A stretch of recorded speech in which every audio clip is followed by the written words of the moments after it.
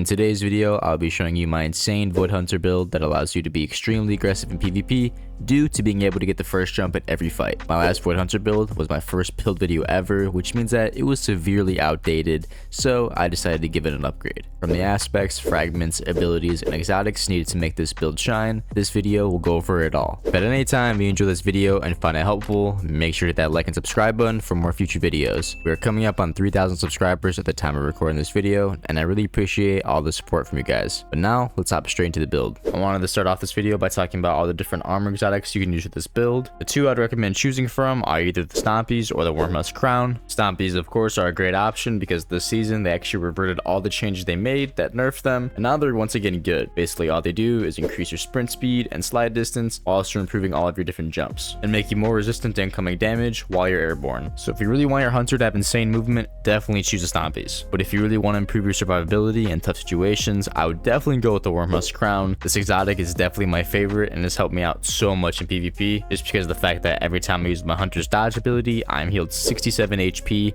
which is really insane and allows me to hop right back into the fight like nothing happened. Meaning that even if you don't get the first shot in the battle, if you get to heal up and come right back in, you win a lot more of your fights because your dodge ability takes less than a second or two to do. You're right back into the fight with regen, and the enemy is still about half health, so it's very easy kills. Oh yeah, and since we're on Void Hunter, every time we dodge, that means we're also going to be invisible, and that's all thanks to our aspect we're using known as Vanishing Step, which is a must-use aspect. If you're not using this, you're really missing out. So we can go around the corner and we come back invisible, which can really throw a lot of people off, and is a big reason why Void Hunter is so hated. So match it up with this exotic and people are going to be furious, but who cares because we're getting kills. But when it comes down to the two, I would definitely pick Wormhusk over Stompies, just because with Wormhusk I can either play really passively and still get my invis and extra health while sniping, or I can be very pushy with my shotgun and just be a lot more aggressive in fights. And trust me, when you push around a corner as an invis hunter with the shotgun in your hands, you're going to be winning a lot more of your fights. Oh yeah, and sniping is also going to be very easy as well. So if you're a beginner and want to practice your shots, definitely try out invis hunter because it'll allow you to have more time to shoot and get your shot better. But yeah, those are the exotics I like to use. Now let's hop straight into my sub class. We already mentioned the first aspect, so we're gonna hop straight into the second one, known as Trapper's Ambush. You can activate your quick fall to spend your melee charge ability and you dive to the ground, creating a large smoke cloud on impact, which then dissipates. Targets caught in the cloud are weakened and allies are made invisible. So it's pretty simple. Either you can just throw your smoke bomb manually to yourself and allies to make them invisible, and also throw them at targets to make them weakened, or you can jump in the air and slam down and make a bigger smoke cloud that has all the same effects. The radius is a little bit bigger, but it's really not that noticeable. It's kind of just a big thing to do when you start a round and you just spawn in to make all your teammates invisible and start off the round hot with some easy kills. And the great thing about being invisible is you're immune to radar pings, so you can easily get a good jump on your enemies and get the first shots and have a high chance of winning the fight. Yeah, that's all my aspects. Now let's move on to my abilities. For my grenade, I like to use Void Spike Grenade just because I love being able to attach it to the surface and just get that insane amount of damage, especially to start off fights. Then of course Snare Bomb because it's the only thing we got. And then for the jump, I like to run Strafe Jump just for better directional control.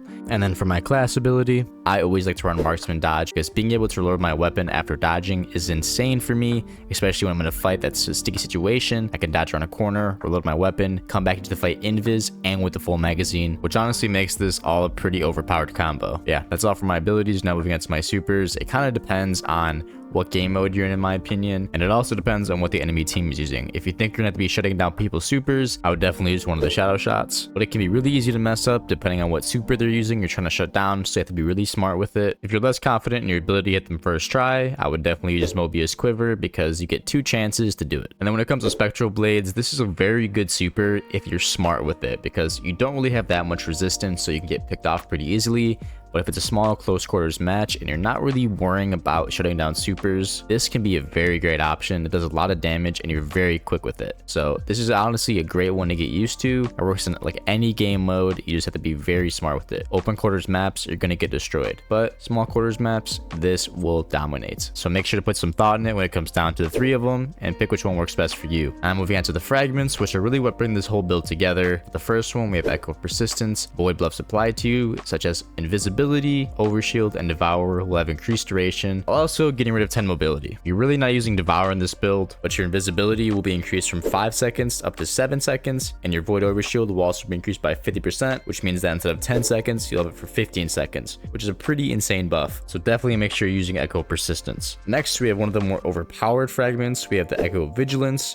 Defeating a target while your shields are depleted grants you temporary void overshield. And if you guys play PvP, you know basically in every 1v1 situation, you're gonna lose your overshield even if you win the fight, as long as the other person isn't trash. So as soon as you kill them, you're gonna get an overshield and be able to get into another fight without being as low as health as you would be if you didn't get the overshield, obviously. And just think about this, you're running War Musk as well. Anytime you kill someone, you're gonna get an overshield, do your melee ability, and you have most of your health back already. So these work together perfectly to make this a super overpowered combo. Oh yeah, and if you thought that was it, you're wrong. The build gets even better. We have Echo of Leeching, melee final blows start health regeneration for you and your nearby allies, while also giving you plus 10 resilience. So anytime if you're running that shotgun melee combo, you slide up, shotgun, melee them, get health regeneration, and if your health is super low, you also get the overshield buff from the Echo of Vigilance. And you can dodge away, activating the War Musk, which basically means that you're gonna have unlimited access to different types of health, making this build super overpowered and one of my favorites for sure. And then to top it all off, I like to put a little quality of life fragment known as the Echo of Remnants.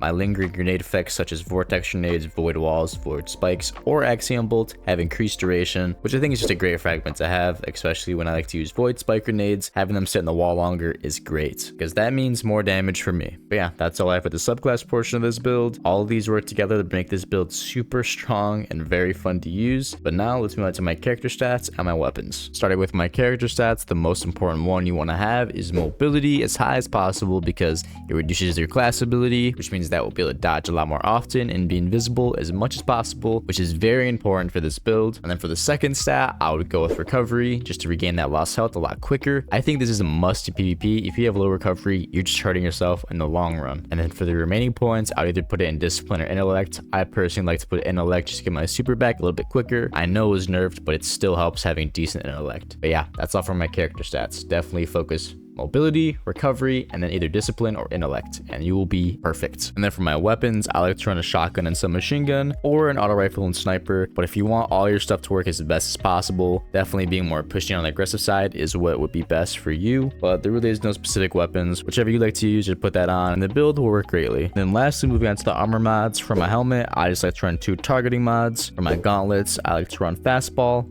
1 dexterity for my shotgun, and then impact induction. And then for my chest piece, 2 unflinching mods. My legs, 2 absolution mods to reduce all my ability cooldowns each time I pick up an overpower, and then a recuperation to replenish my health also when I pick up an overpower. And then lastly, for my cape, I like to run 1 reaper shortly after using my class ability. My next weapon, final blow, will spawn an overpower, which is pretty easy because we're going to be dodging a lot, especially as hunters. So definitely take advantage of reaper to get those orbs power and make all your stuff work greatly. And then lastly, distribution, which is all my ability cooldowns when I'm using my class ability next to targets. So anytime I dodge near an enemy, it's also going to proc that as well, which is perfect. And those are the armor mods I like to use. And then for your artifacts, just throw anything on that helps with the void, and this build will be complete and you're ready to destroy people in the Crucible. Well yeah guys, that brings us to the end of my video. I hope you guys enjoyed the gameplay and the review of this build. This has been my favorite hunter build for a long time now, and I'm happy I decided to update it because it's even better than the first one. If you decide to try it out, let me know in the comments, and also let me know what kind of videos you want to see next. But of course, until next time, my name is Apoxy. Peace.